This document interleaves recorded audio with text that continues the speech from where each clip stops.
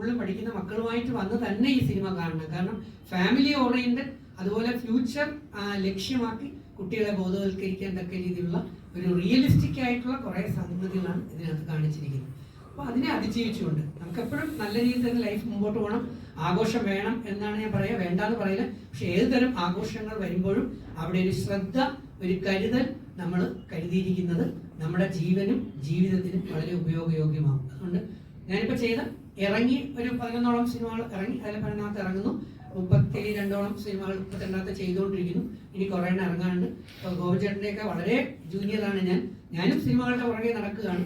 പക്ഷെ നേരത്തെ പറഞ്ഞ പോലെ പ്രൊഡ്യൂസർ, ഡയറക്ടർ, സിനിമ, ഇത് പ്രൊഡ്യൂസർ ഇല്ലെങ്കിൽ സിനിമ ഇല്ല എന്ന് വിശ്വസിക്കുന്ന ആളാണ്. അപ്പം ആ ചെയ്ത് കഴിഞ്ഞിട്ട് നമ്മൾ പോവുകയല്ല, കൂടെ നിന്ന് ആ സിനിമ ഇതാണെന്ന് നിങ്ങൾ ജനങ്ങളെ, പ്രേക്ഷകരെ എല്ലാവരുടെയും മുന്നിലേക്ക് അത് എത്തിച്ചുകൊണ്ട് അത് വിജയിപ്പിക്കാനുള്ള ശ്രമങ്ങളിലാണ് ഇവരെല്ലാം എന്നെയും കൂടെ ചേർത്ത് നിർത്തിക്കൊണ്ടിരിക്കുന്നത്. അതുകൊണ്ട് പുതുതലമുറ, പുതിയ കുട്ടികളെ, പുതിയ കലാകാരന്മാരെ വളർത്താനും ഉയർത്താനും ഇതുപോലെയുള്ള സാമൂഹ്യ പ്രതിബദ്ധതയുള്ള സിനിമകൾ കണ്ട് അവയെ വിലയിരുത്താനും. ഒരു കാര്യം അടിവരായിട്ട് പറഞ്ഞുകൊണ്ട് ഞാൻ നിർത്താം.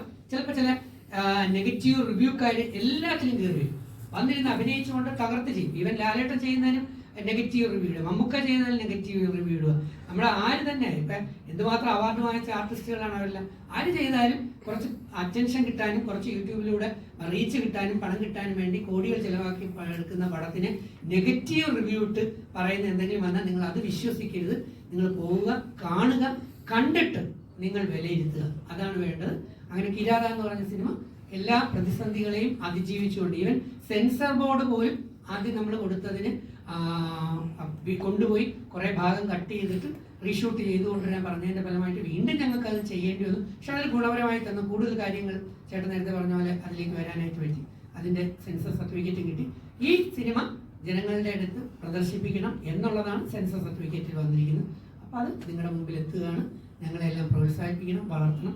അത് നിങ്ങൾക്ക് എന്തായാലും നമ്മുടെ സമൂഹത്തിന് ഒരു ഗുണമായിരിക്കും. അതാണ് കിരാത. ജനുവരി 23-ാം തീയതി നിങ്ങളുടെ അടുത്തുള്ള തിയേറ്ററുകളിൽ സംഭവം റിലീസ് ചെയ്യും. കുറച്ച് ദൂരെയാണുള്ളതെങ്കിൽ അത് കണ്ടെങ്കിലും ഞങ്ങളോട് സഹകരിക്കുക, പുതുതലമുറയെ പ്രോത്സാഹിപ്പിക്കുക. Thank you. Happy new year.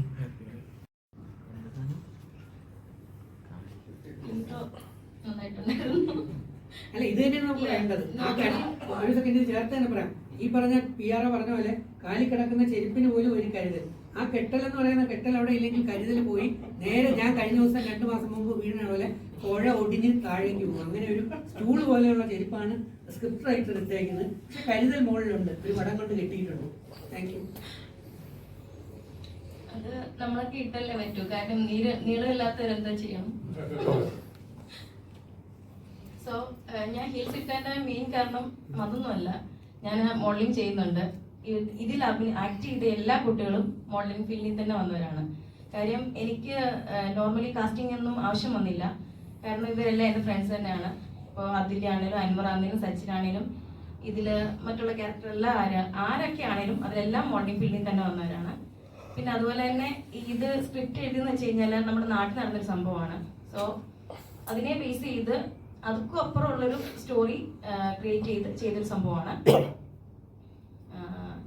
ഇപ്പോൾ ഈ സ്ക്രിപ്റ്റ് കഴിഞ്ഞ് ഷൂട്ട് കഴിഞ്ഞിട്ടാണ് ഇപ്പോൾ കുറേ ഇങ്ങനത്തെ ന്യൂസുകളും മറ്റുള്ള കാര്യങ്ങളൊക്കെ വരുന്നത്. നരബലിയെ പറ്റി കുറേ ന്യൂസ് വന്നിട്ടുണ്ട്. അപ്പോൾ അത് വെച്ച് നോക്കുമ്പോൾ ഇതും കമ്പയർ ചെയ്ത് നമ്മൾ ഇപ്പോഴും ഞാൻ പറയുന്നുണ്ട്, ഈ ഷൂട്ട് റിലീസ് ആയിരുന്നെങ്കിൽ എല്ലാവരും പറഞ്ഞേനല്ലോ, അയ്യോ ഇത് കണ്ടിട്ടാണോ ഇനി ഇങ്ങനെ ചിന്തിച്ചേന്നുള്ള ഒരു ഇതും തോന്നിയേനെ. എന്തോ ഭാഗ്യത്തിന് എന്തായാലും റിലീസിന് മുമ്പാണ് ഇങ്ങനത്തെ കേസും മറ്റുള്ള കാര്യങ്ങളൊക്കെ വന്നിരിക്കുന്നത്. അതുപോലെ തന്നെ ഇത് ഏകദേശം നല്ല വെട്ടി ചുരുക്കി ഒരു ഷോർട്ട് മൂവി ടൈപ്പ് ഒരു മൂവി ആക്കിയതാണ്. സാറിനെ ചീറ്റ് ചെയ്ത മറ്റേ അദ്ദേഹം ഒന്നും പറയില്ല, അയാള് പുള്ളി റോഷൻ ഒരു എഡിറ്ററാണ്, കാര്യം ക്യാമറ മാനേജ് ചെയ്യും എന്ന് വെച്ചിട്ട് പുള്ളീനെ കൊണ്ട് ഞങ്ങൾ കൊടുത്ത സ്ക്രിപ്റ്റ് ഇദ്ദേഹം മെയിൻ ഡയറക്ടർ അതായത് മെയിൻ പ്രൊഡ്യൂസർ അല്ല എന്ന് വെച്ചിട്ട് തന്നെ ഞങ്ങളെ സമീപിക്കുകയും പുള്ളിയാണ് ഡയറക്ടർ എന്ന് പറഞ്ഞിട്ട് നമ്മളെ ഇത് ചെയ്യിപ്പിക്കുകയും ചെയ്തു. എന്നിട്ട് മറ്റുള്ള കാര്യങ്ങളൊക്കെ ചീറ്റിങ്, അതായത് നല്ലൊരു ചീറ്റിംഗ് ആണ് നടന്നത്. പുള്ളിയുടെ കുറെ പൈസ പുള്ളി നേരത്തെ തന്നെ കൈപ്പറ്റിയിരുന്നു. ഷൂട്ടിന്റെ പകുതി ആയപ്പം പേയ്മെന്റ് എല്ലാം തീർന്നു, ഇനി ബഡ്ജറ്റ് ഇല്ല, നമുക്ക് നിർത്താം എന്നൊക്കെ പറഞ്ഞ് പ്രശ്നമായപ്പോഴാണ് ഏതോ ഒരു ഷൂട്ടിന് സാർ ഇവിടെ വന്നിരുന്നു. അങ്ങനെ വന്നപ്പോഴാണ് ഞങ്ങൾ നമ്പർ കളക്ട് ചെയ്തതും പുള്ളിനെ വിളിച്ചിട്ട് കാര്യങ്ങൾ പറഞ്ഞപ്പോഴാണ് പറഞ്ഞത് ഇദ്ദേഹമാണ് ഇതിന്റെ മെയിൻ പ്രൊഡ്യൂസർ, അയാൾ വെറുതെ വന്നാണ്, അയാൾക്ക് ഈ സിനിമയിൽ ഉടനീളം അഭിനയിക്കണം, പക്ഷെ അത് ഇറങ്ങണ്ട, ഷോർട്ട് ഫിലിമായിട്ട് യൂട്യൂബിൽ ഇട്ടാൽ മതി എന്നൊക്കെയായിരുന്നു പറച്ചില്. അതാണ് നമ്മൾ പറഞ്ഞത്. ഞങ്ങളുടെ വീട്ടിലാണ് ഈ പിള്ളേരെല്ലാം നല്ല സാക്രിഫൈസ് ചെയ്തിട്ടുണ്ട്. കാര്യം എൻ്റെ ഫ്രണ്ട്സ് ആണ്, അതുകൊണ്ട് എൻ്റെ വീട്ടിൽ നിന്ന് നിൽക്കാം, അങ്ങനെ റൂം പോലും എടുത്ത് അവർക്ക് ചിലവാകത്തില്ലല്ലോ എന്ന് വെച്ചിട്ട് ഞങ്ങളുടെ വീട്ടിൽ തന്നെ നിർത്തിയ അയാൾ. പിന്നെ സെക്കൻഡ് ഷൂട്ട് വെച്ചിട്ടാണ് സാറ് വന്നതും ബാക്കി കാര്യങ്ങളെല്ലാം ക്ലിയർ ചെയ്തും ഈ സിനിമ ഇവിടെ വരെ എത്തിയതും. സോ വലിയൊരു താങ്ക്സ് സാറിൻ്റെ അടുത്ത് പറയാനുണ്ട്. അതുപോലെ തന്നെ സാറിൻ്റെ വൈഫ് ചന്ദ്രമതി പുള്ളിക്കാരിയും ഇല്ലെങ്കിൽ എങ്ങും എത്തത്തില്ല. കാര്യം ഇത് നിന്ന് പോട്ടെ തന്നെ വെച്ചിരുന്ന ഒരു മൂവിയാണ്, പക്ഷെ എന്തോ ഇവിടെ ഇപ്പോൾ റിലീസ് വരെ എത്തിയിരിക്കുന്നു. നല്ല സാക്രിഫൈസ് ചെയ്ത മൂവിയാണ്. സോ എല്ലാവരും കാണുക. അധികം പ്രസംഗിക്കാനൊന്നും അറിയത്തില്ല, അതുകൊണ്ട് ഇച്ചിരി വിറയലൊക്കെ ഉണ്ട്, സോറി. എന്തായാലും എനിക്ക് ഇത്രയും പറഞ്ഞുകൊണ്ട് എല്ലാവരും പോയി മൂവി കാണുക. നല്ലൊരു മൂവിയാണ്. സോ റിയൽ സ്റ്റോറിയാണ്. എൻ്റെ പേര് സച്ചിൻ പാലപ്പറമ്പിൽ, കോഴിക്കോടാണ് സ്ഥലം. കിരാത എൻ്റെ രണ്ടാമത്തെ സിനിമയാണ്. കിരാത തൊട്ട് മുന്നേ മറ്റൊരു സിനിമ ചെയ്തിരുന്നത്, തമിഴ് മലയാളം. അത് കഴിഞ്ഞ് ആദ്യമായിട്ട് ലീഡ് റോളിൽ ചെയ്തൊരു സിനിമയാണ് കിരാത. ജിറ്റ പറഞ്ഞ പോലെ ഞാൻ സിനിമയിൽ എത്താൻ വേണ്ടി മോഡലിംഗിലേക്ക് ഇറങ്ങി എടുക്കുകയാണ്. അങ്ങനെ മോഡലിംഗിലേക്ക് കോൺടാക്ട് വഴിയാണ് 2 സിനിമ ചെയ്തത്. അങ്ങനെയാണ് ജിറ്റയും റോഷനും പരിചയം. പിന്നെ അവരെ ഞാൻ ആദ്യം ചെയ്ത സിനിമ സെറ്റിൽ വരുന്നത്. അങ്ങനെയാണ് ഈ സിനിമയിലേക്ക് എത്തുന്നത്. കിരാത നല്ലൊരു എക്സ്പീരിയൻസ് ആയിരുന്നു. തുടക്കം രീതിയിൽ ഒരുപാട് കാര്യങ്ങൾ പഠിക്കാനുണ്ട്. ജിറ്റ പറഞ്ഞാൽ ഞങ്ങൾ ഒരു വീട്ടിലായിരുന്നു താമസം. ഒരു മാസത്തിന് മുകളിൽ ഞങ്ങൾ ഒരു ഒറ്റ വീട്ടിലായിരുന്നു, ബിഗ് ബോസ് വീട് പോലെ ആ വീട്ടിലായിരുന്നു താമസം. അപ്പം അത് നല്ല അനുഭവമായിരുന്നു. ഒരുപാട് കാര്യങ്ങൾ പഠിക്കാൻ പറ്റി. തുടക്കമാണ്, അതുകൊണ്ട് അതിൻ്റെ പരിമിതികളുണ്ട്. മാക്സിമം ഞങ്ങൾ പറ്റുന്ന പോലെ ചെയ്തിട്ടുണ്ട്. പ്രശാന്ത് എന്നാണ് എൻ്റെ കഥാപാത്രത്തിൻ്റെ പേര്. ഹലോ,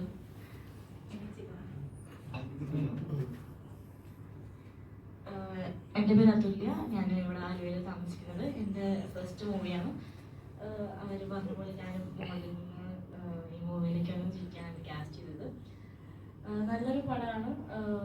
ക്രൈം ത്രില്ലറാണ്, ലവ് ഉണ്ട്, ഫ്രണ്ട്ഷിപ്പ് ഉണ്ട്, എല്ലാം ഇൻക്ലൂഡഡ് ആയിട്ടുള്ള ഒരു മൂവിയാണ്. എൻ്റെ പാർട്ട്ണറായിട്ട് അഭിനയിക്കുന്നത് അൻവർ ആളാണ്. അപ്പോൾ നല്ലൊരു എക്സ്പീരിയൻസ് ആയിരുന്നു. ഡെഫിനറ്റ്ലി എല്ലാവരും പോയി കാണണം. ബേസ്ഡ് ഓൺ ട്രൂ സ്റ്റോറിയാണ്. Thank you. ഹലോ,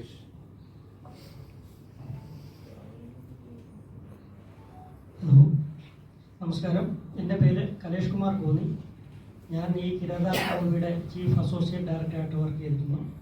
ഈ സിനിമയെ പറ്റി പറയുകയാണെന്നുണ്ടെങ്കിൽ ഇത് സെൻസറിങ് പോയപ്പോൾ വലിയ ബുദ്ധിമുട്ടുകളുണ്ടായിരുന്നു. കാരണം മാർക്കോ സിനിമയെ പോലെ അതിലെ വലിയ വയലൻസാണ്. ഇത് നരബലിയെ പ്രോത്സാഹിപ്പിക്കുന്ന സിനിമയാണ്, അതുകൊണ്ട് സെൻസർ തരാൻ പറ്റില്ല എന്ന് പറഞ്ഞ് ഒഴിവാക്കിയൊരു സിനിമയാണ്. അവിടെ നിന്ന് കിട്ടിയ വളരെയേറെ സ്ട്രഗിൾ ചെയ്തിട്ട് അതിനുവേണ്ടി ഒരുപാട് കഷ്ടപ്പെട്ടിട്ടും സ്ക്രിപ്റ്റുകൾ മാറ്റി എഴുതിയും വീണ്ടും റീഷൂട്ട് ചെയ്തും അവരുടെ നിർദ്ദേശാനുസരണവും അവർ പറഞ്ഞ കെട്ടുകൾക്കെല്ലാം വിധേയമായി വീണ്ടും നമ്മൾ റീഷൂട്ട് ചെയ്തിട്ട് കൊണ്ടുവന്ന് കൊടുത്ത് സബ്മിറ്റ് ചെയ്ത് സെൻസറിങ് വാങ്ങിച്ച ഒരു സിനിമയാണിത്. അതുപോലെ തന്നെ ഇതിൽ അഭിനയിച്ച കുട്ടികൾ വളരെയേറെ കഷ്ടപ്പെട്ട് സ്ട്രഗിൾ ചെയ്ത് ആണ് ഈ സിനിമ ചെയ്തിട്ടുള്ളത്. കാരണം ഇത് ഷൂട്ട് ചെയ്യുന്ന സമയത്തൊക്കെ വലിയ മഴയും വെള്ളപ്പൊക്കവും ഒക്കെ ആയിരുന്നു. അച്ചൻകോവിലാറിനെ പറ്റി അറിയാം. വളരെ വലിയ കുത്തൊഴുക്കുള്ള ഒരു നദിയാണ്. അതിൻ്റെ കയത്തിനടുത്ത് തന്നെയാണ് അതിലെ 2 പെൺകുട്ടികൾ 6 കടന്ന് അക്കരയ്ക്ക് പോകുന്ന ഒരു സീൻ ഷൂട്ട് ചെയ്യേണ്ടതായിട്ടുണ്ടായിരുന്നു. ആ സമയത്ത് വളരെ ഒഴുക്കുള്ള, അതായത് കാല് തെറ്റിയാൽ കയത്തിലേക്ക് പോകുന്ന അതിൻ്റെ അടുത്ത് വരെ പോയി നിന്നിട്ട്, അതായത് അരക്കൊപ്പം വെള്ളത്തിൽ ആ ഒഴുക്കിൽ നിയന്ത്രിച്ചുകൊണ്ട് നിന്നിട്ട് വരെ അവർ ഇതിനു വേണ്ടി സ്ട്രഗിൾ ചെയ്തിട്ട് ഇത് ചെയ്യുകയുണ്ടായിട്ടുണ്ട്.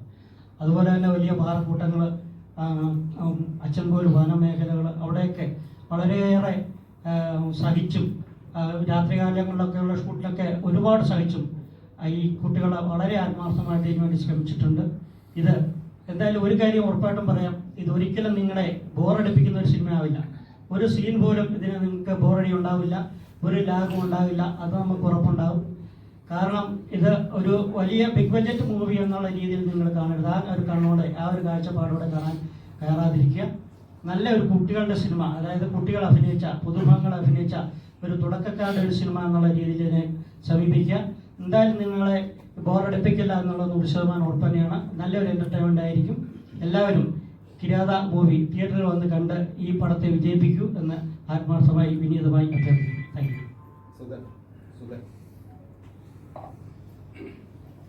നമസ്കാരം, എൻ്റെ പേര് സുധൻ രാജ്.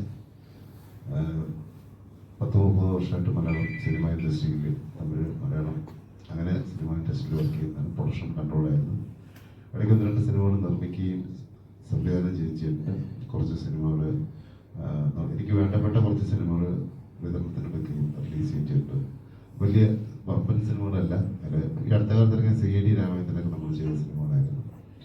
അപ്പോൾ കിരാത എന്ന് പറഞ്ഞൊരു സിനിമയുമായിട്ട് അതിൻ്റെ അണിയറ പ്രവർത്തകരായ എൻ്റെ പ്രിയ സുഹൃത്ത് റോഷനും കലേഷും സഹിത്തും എൻ്റെ പ്രൊഫഷണൽ കൺട്രോൾ പുള്ളിയും ഒക്കെ വന്ന് അവിടെ വെച്ച് അവരുടെ നിർമ്മിച്ചിരിക്കുന്ന ആരാന്ന് ചോദിക്കുമ്പോഴാണ് സാറിനെ കുറിച്ചും സാറിൻ്റെ വൈഫിനെ കുറിച്ചൊക്കെ അറിഞ്ഞത്. ഒരു നല്ലൊരു സിനിമയാണ്. അത് എത്രത്തോളം ഞങ്ങൾ നല്ലതാണെന്ന് പറയുന്നതിന് മുൻപ് തിയേറ്ററിൽ വന്നിട്ട് നിങ്ങൾ തരുന്ന ഒരു ജഡ്ജ്മെൻ്റാണ് ഞങ്ങളുടെ സിനിമയുടെ വിജയം. ഞങ്ങൾ എത്രയൊക്കെ നന്നായിട്ട് അണിയിച്ചൊരുക്കാൻ ഇന്നത്തെ കാലത്തൊരു സിനിമ സ്റ്റാർ വാല്യൂ ഇല്ലെങ്കിൽ ആൾക്കാർ നമ്മുടെ റോഡ് സൈഡിൽ ഹോട്ടൽ പണിഞ്ഞിട്ട് ഒരു ബോർഡിൽ വെച്ച് ഊണ് പിടിക്കുന്ന സെക്യൂരിറ്റി നിർത്തുന്ന അവസ്ഥയാണ് ചെറിയ സിനിമകൾക്കുള്ളത്. അപ്പോൾ അത് എല്ലാവർക്കും അറിയുന്നൊരു കാര്യമാണ്. നമ്മൾ ഇതായിട്ട് കണ്ടുപിടിച്ചതല്ല. പക്ഷേ ഈ സിനിമയ്ക്ക് നിങ്ങളെപ്പോലുള്ള ആൾക്കാരുടെ നമ്മുടെ മീഡിയാസിൻ്റെ ഒക്കെ ഫുൾ സപ്പോർട്ട് വേണം. ഒരു കൂട്ടം പുതിയ കലാകാരന്മാർ, സംവിധായകനും നിർമ്മാതാവും ഉൾപ്പെടെ താരങ്ങൾ ഉൾപ്പെടെ പടം പോയി കാണണം. എന്റെ ഫസ്റ്റ് മൂവിയാണ്. എല്ലാവരും ഈ പടം പോയി കാണണം എന്ന് പറയുന്നു. ഈ പടം ആദ്യഘട്ടം മുതൽ ചെയ്തുകൊണ്ടിരിക്കുന്നത് ഞാൻ കാണുന്നുണ്ട്. ഇത്രയും നാളുകൾ ഇതിൻ്റെ കൂടെ നിന്ന് ആ കഷ്ടപ്പാടുകളും ഈ പുതിയ തലമുറ വന്ന് അനുഭവിക്കുന്ന കഷ്ടപ്പാടുകളും മറ്റു കാര്യങ്ങളൊക്കെ മനസ്സിലാക്കി ഈ ചിത്രം വലിയ നിലയിൽ വരണം എന്നാണ് എൻ്റെ ആഗ്രഹം. അതിൽ മുഖ്യ പങ്ക് വഹിക്കേണ്ടത് നിങ്ങളിൽ ഓരോരുത്തരാണ്. ഈ പറഞ്ഞതുപോലെ ട്രോളിങ്ങും മറ്റു കാര്യങ്ങളൊന്നും ഉണ്ടാവാതിരിക്കട്ടെ. ദൈവം നമ്മുടെ ഒക്കെ കൂടെ ഉണ്ടായിരിക്കട്ടെ. ഈ പടം വിജയകരമാക്കാൻ നിങ്ങളുടെ ഭാഗത്ത് നിന്നും നല്ല ഒരു ശ്രദ്ധ ഉണ്ടാവണം എന്ന് വിനീതമായി അഭ്യർത്ഥിച്ചുകൊണ്ട് നിർത്തുന്നു.